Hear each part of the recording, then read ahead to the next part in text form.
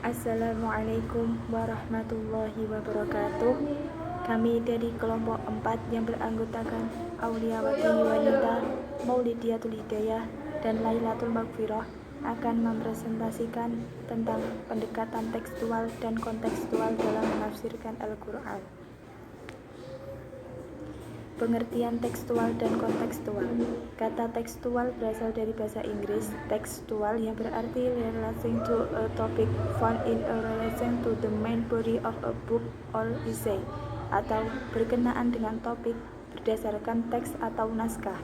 Sedangkan kata kontekstual berasal dari kata kontekstual atau konteks yang berarti the part of a written discourse in which a creation word necessary to point the meaning as, atau bagian suatu uraian atau kalimat yang dapat mendukung atau menambah kejelasan makna, penting untuk menunjukkan makna. Jadi, dapat disimpulkan bahwa teknik interpretasi tekstual bila ditinjau dari sisi etimologisnya adalah cara penafsiran yang berdasarkan teks atau naskah, dan teknik interpretasi kontekstual adalah cara penafsiran yang mempertimbangkan konteks yang melingkupi suatu teks. Teknik interpretasi tekstual dan kontekstual berkaitan dengan penafsiran Al-Quran.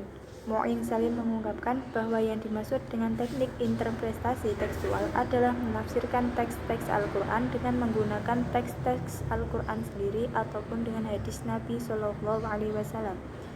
Teknik interpretasi kontekstual adalah cara memahami Al-Quran dengan mempertimbangkan unsur-unsur yang ada di luar teks atau yang melingkupi teks. Metode dan aplikasi tafsir kontekstual. 1. Menguasai dengan baik sejarah manusia, terutama sejarah orang-orang Arab pra-Islam, baik secara sosial, bahasa, politik, dan ekonomi, sebagai modal awal proses penafsiran kontekstual. 2. Menguasai secara menyeluruh seluk-beluk orang-orang Arab dan sekitarnya sebagai sasaran utama turunnya Al-Quran, dari awal turunnya ayat pertama hingga ayat terakhir, bahkan hingga Rasulullah Shallallahu Alaihi Wasallam. 3. Menyusun ayat-ayat Al-Quran sesuai dengan kronologi turunnya, memperhatikan korelasi sawahik dan lawahik ayat, mencermati struktur linguistik ayat dan perkembangan penggunaannya dari masa ke masa, dan berusaha menggali kandungan interteks dan ekstrateks secara komprehensif.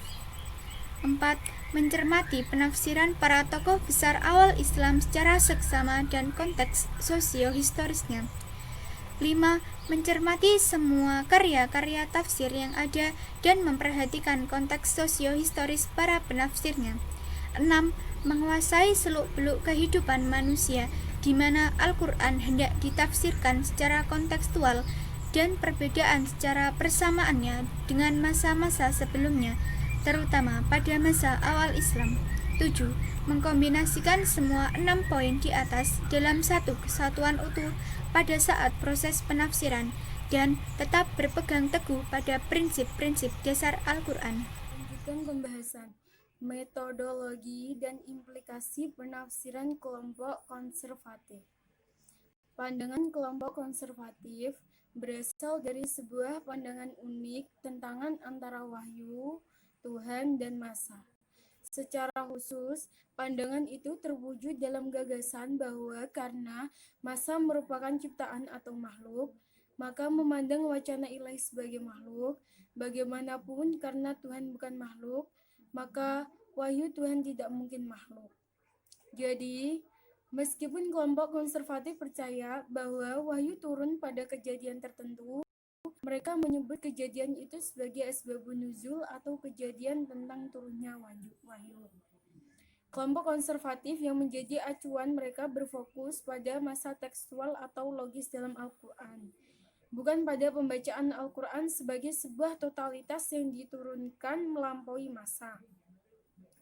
Ketika kelompok konservatif bersandar pada pandangan tentang waktu yang sakral untuk menafsirkan wahyu ilahi, mereka bersandar pada pandangan tentang waktu sekular untuk menempatkan beberapa ayat Al-Quran lebih tinggi dari ayat-ayat lainnya dan untuk menjadikan komunitas Nabi sebagai paradigma. Sekian dari kelompok kami. Wassalamualaikum warahmatullahi wabarakatuh.